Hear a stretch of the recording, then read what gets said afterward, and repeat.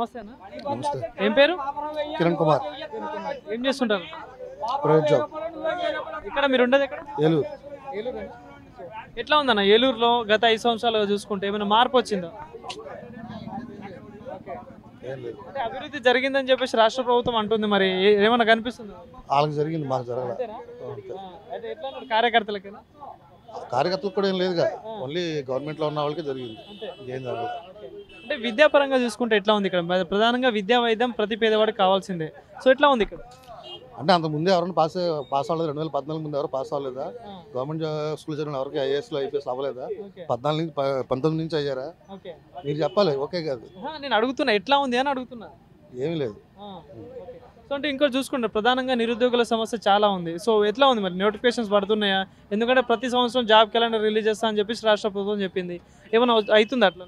పడ్డాయండి, బాగా పడ్డాయి. పడ్డాయి నిజంగా అంటున్నారా? పడ్డాయిలో జనాలు తెలుస్తుంది, మళ్ళీ మమ్మల్ని ఎందుకు అడుగుతారు? బాగా పడ్డాయి. సో మరి ఏలూరు విషయాన్ని చూసుకుంటే ఇక్కడ ఎట్లా ఉంది? ప్రధానంగా అంటే ఏమైనా ఇండస్ట్రియల్ రావడం కానీ ఏమైనా ఉపాధి కల్పించడం కానీ ఎట్లా ఉంది? అంతకుముందు టీడీపీ టైంలో వెమ్ టెక్నాలజీస్ అని వచ్చిందండి, ల్యాండ్ పూలింగ్ అనేది జరిగినాయి ప్రభాకర్ గారి టైంలో. ఇప్పుడు ఇంకా అలాగే ఉందండి, చెట్ల మీద వేసిన పెయింట్ కూడా పోయింది. సో ఇక్కడ పాలకుల పనితీరు ఎట్లా ఉంది మరి లోకల్గా? చెప్తే కోపం వస్తుంది. అంతే అంటారా? సో దగ్గరలో ఎలక్షన్స్ కూడా రాబోతున్నాయి. సో 5 సంవత్సరాల తర్వాత మళ్ళీ ఓటు వినియోగించుకునే హక్కు వచ్చింది. సో ఎట్లా ఉంటుంది మరి ఈసారి తిరుపతి ఎట్లా ఉండబోతుంది? ఎవరైతే తల్లిని చెల్లిని చూసుకుంటారో, ఎవడైతే ఒకటే రాజధాని అంటాడో ఆడికే వేస్తాం ఓటు. అది నా పర్సనల్ ఒపీనియన్.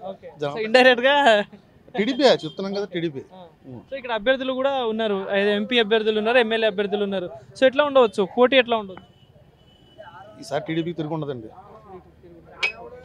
సెంట్రల్లో చూసుకుంటే బీజేపీ గవర్నమెంట్ ఉంది, గత 10 సంవత్సరాలుగా ఉంది. సో ఈసారి కూటమిలో భాగంగా ఉంది బీజేపీ కూడా. సో ఎట్లా ఉండొచ్చు మరి సెంట్రల్లో జరిగే అభివృద్ధి కానీ ఇవేమన్నా కలిసి రావచ్చు అంటారు? బీజేపీ బాగా చేసిందండి, అందుకే కదా 4 ట్రాక్ 6 ట్రాక్ చేసింది.